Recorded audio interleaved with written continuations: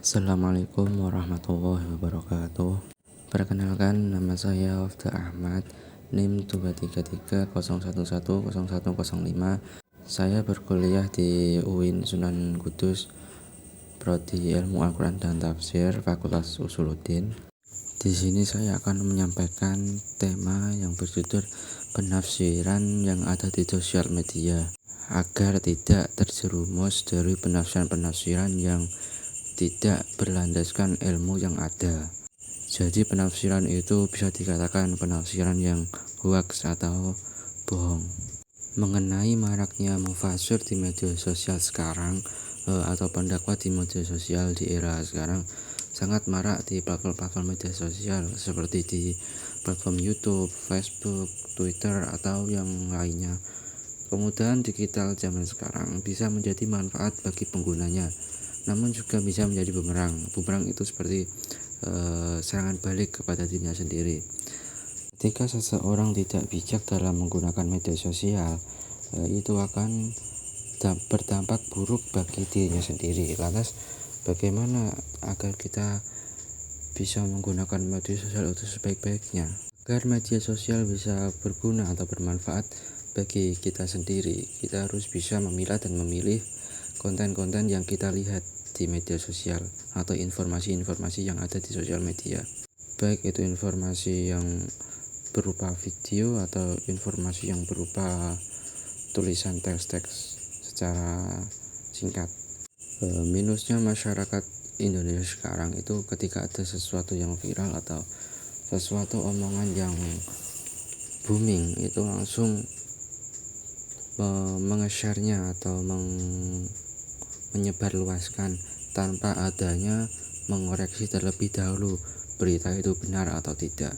Dalam memilih tafsir pun kita harus bisa memilah dan memilih ataupun memfilter dalam penafsiran yang benar dan mana penafsiran yang salah.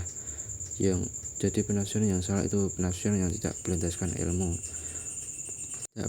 ilmu yang ada. Ketika kita mengambil penafsiran, kita harus mengcross-check terlebih dahulu ataupun tabayun seperti yang ada di dalam Quran surat Al-Hujurat ayat 6.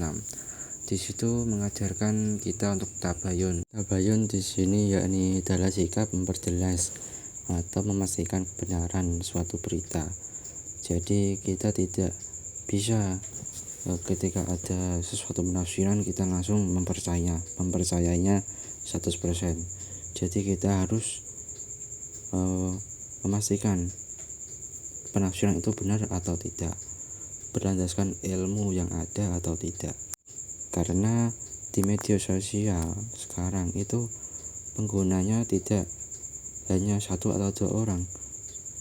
Jadi setiap orang yang mempunyai internet atau koneksi jaringan internet itu bisa memposting video di media sosial. Dari kemudahan inilah jadi banyak para mufasir baru yang bermunculan di media sosial, sehingga kita harus bisa memilah dan memilih konten-konten tafsir yang ada di media sosial. Itu sangatlah beda dengan di masa yang dulu, karena di zaman dahulu ketika orang mau mengambil suatu ilmu itu harus ada gurunya, maksudnya harus bertatap muka secara langsung atau ngaji secara langsung. Namun beda dengan zaman sekarang, ketika orang mempunyai HP, mempunyai internet, pasti dia bisa mengakses langsung ke Google, langsung mengetik apa tafsir ayat ini atau dan lain sebagainya, jadi langsung bermunculan. Kesimpulan secara singkat dari yang sudah saya jelaskan sebelumnya itu lebih mudahnya begini: ketika kita mau mengambil penafsiran yang ada di sosial media, kita itu harus bisa mengcross-check terlebih dahulu seperti yang diajarkan dari Quran surat Al-Hujurat ayat 6 tadi. Kita harus tabayun terlebih dahulu, cross-check terlebih dahulu penafsiran dari mufasir yang ada di media sosial ini benar atau tidak, sesuai landasan ilmu yang ada atau tidak. Jadi ketika kita mengambil ilmu, kita itu tahu, oh ini benar, kita boleh mengambilnya. Kalau oh ini salah, jadi kita tidak boleh mengambilnya, atau kita tidak boleh meng-share konten tersebut. Ketika kita mengambil suatu ilmu yang salah dari sosial media, atau kita menyebarluaskan ilmu yang salah, itu akan berdampak buruk bagi kita sebagai masyarakat muslim, dan bagi orang-orang awam, maksudnya orang yang tidak paham betul dengan ilmu-ilmu agama seperti itu. Jadi hal tersebut akan bisa menjadi perpecahan bagi umat muslim. Sekian dari saya.